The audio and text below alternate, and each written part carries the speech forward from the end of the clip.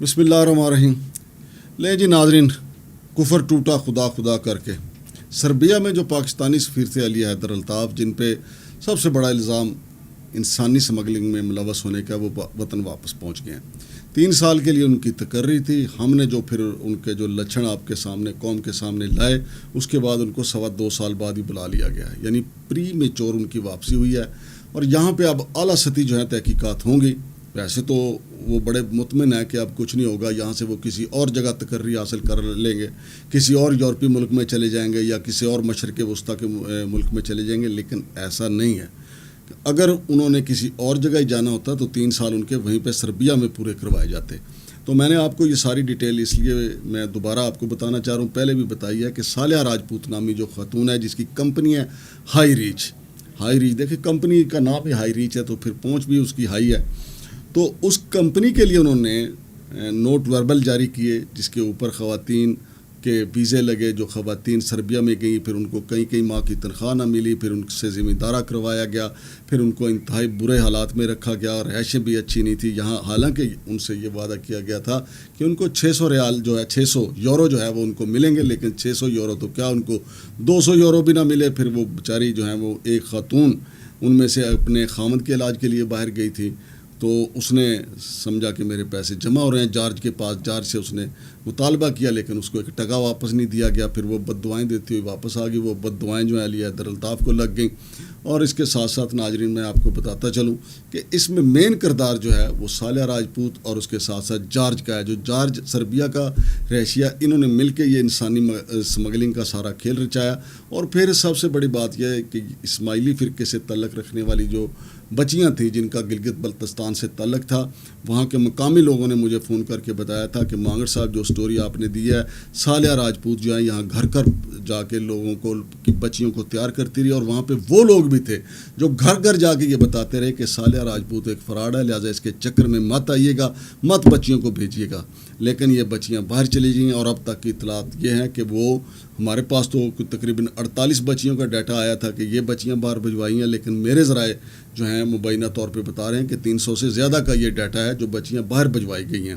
اور ابھی اس کے علاوہ وہ جو جن کا ریکارڈ سامنے نہیں آ رہا، تحقیقات ہوں گی تو پتہ چلے گا کہ مجموعی طور پہ علی حیدر الطاف اور صالحہ راجپوت نے انسانی سمگلنگ میں کتنا بڑا ہاتھ مارا ہے۔ لیکن افسوس کا مقام یہ ہے کہ یہاں FIA نے جو ہے انسانی سمگلروں کا جینا حرام کر دیا۔ بے شمار انسانی سمگلر جو ہیں اس وقت جیلوں میں پڑے ہوئے ہیں، جو کہ اچھی بات ہے۔ اور اس کے ساتھ ساتھ انہوں نے FIA کے جو سہولت کار تھے، جو ایئرپورٹوں پہ بیٹھ کے لوگوں کو باہر بھجوا رہے تھے، ان کو جہازوں میں بٹھا رہے تھے، مکمل سہولت کاری کر رہے تھے، اور جو ایجنٹوں کے ساتھ بھی رابطے میں تھے، انسانی سمگلروں کے ساتھ رابطے میں تھے، وہ نوکریوں سے برطرف ہو گئے۔ لیکن ایک صالحہ راجپوت اور ایک علی حیدر الطاف، جن کے خلاف کچھ نہیں ہو سکا، ابھی تک تو کچھ نہیں ہو سکا، لیکن اب واپس آئے ہیں۔ میری اطلاع یہ ہے کہ اب باز پرس جو ہے چند روز میں، اگلے ہفتے میں شروع ہو جائے گی کہ بتائیں جی کہ یہ نوٹ وربل جو ہیں تھوک کے حساب سے کس طرح آپ نے جاری کیے۔ تو ایک چیز کا تو حساب دینا پڑے گا عزت مآب جناب علی حیدر الطاف کو۔ اور پھر یہ معاملہ سینٹ میں بھی گیا تھا، سینٹ میں یہ کوشچن ہوا تھا کہ یہ ایک پاکستانی سفیر نے انسانی سمگلنگ کا دھندا کیوں کیا۔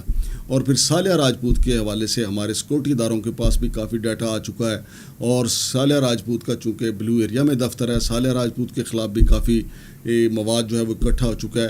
اب دیکھنا یہ ہے کہ علی حیدر الطاف کے خلاف کیا ایکشن لیا جاتا ہے۔ اس سے پہلے ایک اور سفیر جو ہیں جن کے خلاف آج کل FIA میں پرچہ درج ہے، جن کا نام اسرار ہے، ویسے تو وہ ڈاکٹر اسرار لکھتے ہیں، میں ڈاکٹر ان کو اس لیے نہیں کہتا چونکہ ہمارے جو مفکر ہیں، مفسر ہیں، مرحوم اللہ ان کو قریق رحمت کرے، ڈاکٹر اسرار صاحب، جن کا قرآن کا ترجمہ جو ہے، قرآن کی تفسیر جو ہے وہ بڑی زبردست طریقے سے پیش کرتے، اس لیے میں اسرار یہ فارن آفس والا جو ہے، میں اس کے ساتھ ڈاکٹر لگانے سے کتراتا ہوں، اسرار ہی کہتا ہوں۔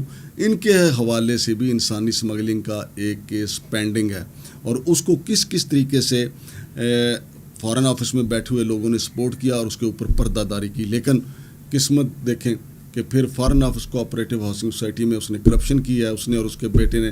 اب FIA میں اس کے خلاف وہ پرچہ درج ہے۔ وہ دونوں جو ہیں وہ کبھی ادھر روپوش ہوتے ہیں، کبھی ادھر روپوش ہوتے ہیں۔ بہرحال میں تھوڑا سا ٹریک سے ہٹ گیا، یہ بھی بتانا ضروری تھا۔ اسی طریقے سے علی حیدر الطاف ہیں، اس کے اوپر بھی پردہ داریاں تو بہت ہو رہی ہیں. میرا تو کام تھا شفقت علی خان جو ہیں ان کو میں ان کا موقف جاننے کے لیے اپنے سوال نامہ بھیجتا رہا، لیکن انہوں نے موقف نہیں دیا. لیکن پس پردہ مجھے پتہ ہے کہ پس پردہ موسیقی کیا چل رہی ہے، کون سا راگ چل رہا ہے. اب جب وہ آ گئے ہیں پاکستان کو تو ان کو کون سا راگ ملہاری سنایا جائے گا یا راگ ملغیس ان کو سنایا جائے گا، یا ان کو جو ہمارا روایتی پنجابی ڈھول ہے ان کو وہ سنایا جائے گا. البتہ پس پردہ جو موسیقی چل رہی ہے وہ اب علی حیدر الطاف کو فیس کرنا پڑے گی. اور دوسری طرف مجھے کچھ اطلاعات سربیا سے بھی مل رہی ہیں. وہاں پہ ڈپلومیٹک جو کمیونٹی ہے ان میں ایک لیٹر گردش کر رہا ہے کوئی ڈومیسٹک وائلنس کے حوالے سے کہ جی انہوں نے وہاں پہ کوئی ڈومیسٹک وائلنس بھی کیا ہے. میری کوشش ہے کہ وہ لیٹر بھی میرے ہتھے چڑھ جائے تاکہ میں آپ کو وہ بھی بتاؤں کہ وہاں جناب علی کون سا پاکستان کا نام روشن کرتے رہے تھے. اور یہ تو میں نے آپ کو پہلے بھی ویڈیو دکھائی تھی جس میں موصوف جو ہیں وہاں کے ڈانس کلبوں میں جا کے خوب انجوائے کرتے رہے اور پاکستان کا جو ہے وہ وقار بھرپور طریقے سے انہوں نے مجروح کیا.